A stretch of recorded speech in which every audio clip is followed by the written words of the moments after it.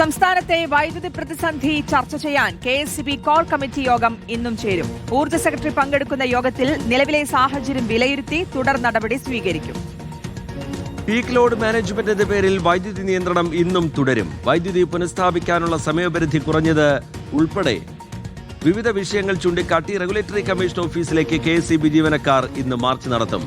സാന്ത്വന സാജു വിവരങ്ങളുമായി നമുക്കൊപ്പം ചേരുന്നുണ്ട്. സാന്ത്വന, വേനൽക്കടുത്തതോടുകൂടി രൂപപ്പെട്ട വലിയ പ്രതിസന്ധി അത് നമുക്ക് മുമ്പിലുണ്ട്.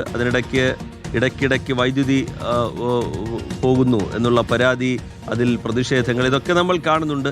അതിനിടയിൽ ഇന്നത്തെ യോഗം, അതിന്റെ അജണ്ട എങ്ങനെ? സാന്ത്വന സാജു.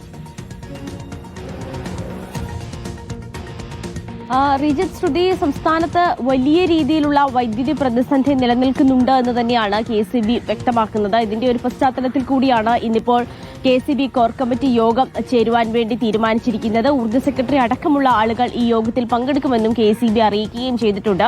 കഴിഞ്ഞ ദിവസങ്ങളിലൊക്കെ തന്നെയും സമാനമായ രീതിയിൽ കോർ കമ്മിറ്റി യോഗങ്ങൾ ചേർന്നിരുന്നു. ആ യോഗത്തിലൊക്കെ തന്നെയുമാണ് ഏതാണ്ട് 250 മെഗാവാട്ടോളം വൈദ്യുതി പുറത്തുനിന്ന് വാങ്ങാം എന്നൊരു തീരുമാനമെടുത്തത്. പക്ഷേ ഇത്തരത്തിലൊരു തീരുമാനമുണ്ടായിട്ടും ആ വൈദ്യുതി വാങ്ങാൻ സംസ്ഥാനത്തിന് കഴിയുന്നില്ല എന്നുള്ളതാണ് നിലവിൽ കേരളം നേരിടുന്ന വലിയൊരു പ്രതിസന്ധി. അതിന് പ്രധാനപ്പെട്ട കാരണമെന്ന് പറയുന്നത് രാജ്യാന്തര തലത്തിൽ ഈ വൈദ്യുതി ഉപയോഗം വലിയ തരത്തിൽ കൂടിയിട്ടുണ്ട്. പ്രത്യേകിച്ച് യുദ്ധമടക്കം വന്ന പശ്ചാത്തലത്തിൽ കൂടുതൽ ആളുകളും ഈ ഇൻഡക്ഷൻ കുക്കറുകൾ അടക്കം ഉപയോഗിക്കുന്നത് വൈദ്യുതിയുടെ കൂടുതൽ ഉപയോഗത്തിന് ദേശീയ തലത്തിൽ തന്നെ കാരണമായിട്ടുണ്ട്. അതുപോലെ തന്നെ ഇപ്പോൾ സംസ്ഥാനത്ത്, കേരളത്തിൽ മാത്രമല്ല എല്ലായിടത്തും വലിയ രീതിയിലുള്ള ചൂടാണ്. അതുകൊണ്ട് തന്നെ സമാനമായ രീതിയിൽ എല്ലായിടത്തും കൂടുതൽ വൈദ്യുതി ഉപയോഗിക്കുന്നുണ്ട്. അതുകൊണ്ട് പവർ എക്സ്ചേഞ്ചിൽ നിന്ന് വൈദ്യുതി വാങ്ങാൻ തീരുമാനമായിട്ടും പവർ എക്സ്ചേഞ്ചിനെ ഇതുമായി ബന്ധപ്പെട്ട് സമീപിക്കുക തന്നെ ചെയ്തിട്ടും വൈദ്യുതി ലഭിക്കുന്നില്ല എന്നുള്ളതാണ് നിലവിൽ സംസ്ഥാനം നേരിടുന്ന ഒരു പ്രശ്നം. ഇതുകൊണ്ട് തന്നെ മറ്റെന്തൊക്കെ വഴി, ഏതൊക്കെ രീതിയിൽ വൈദ്യുതി വാങ്ങാം എന്നുള്ള ഒരു കാര്യമൊക്കെ തന്നെയായിരിക്കും ഇന്ന് പ്രധാനമായും ചർച്ചയാകുക. കഴിഞ്ഞ ദിവസം ഇപ്പോൾ 1500 മെഗാവാട്ട് വൈദ്യുതി ആവശ്യപ്പെട്ടിട്ട് ഏതാണ്ട് 7 മെഗാവാട്ട് വൈദ്യുതി മാത്രമാണ് കെഎസ്ഇബിക്ക് ലഭിച്ചത് എന്ന് കഴിഞ്ഞ ദിവസം കെഎസ്ഇബി വ്യക്തമാക്കുന്നുണ്ടായിരുന്നു. അത്തരത്തിൽ വലിയ പ്രതിസന്ധി തന്നെയാണ് സംസ്ഥാനത്ത്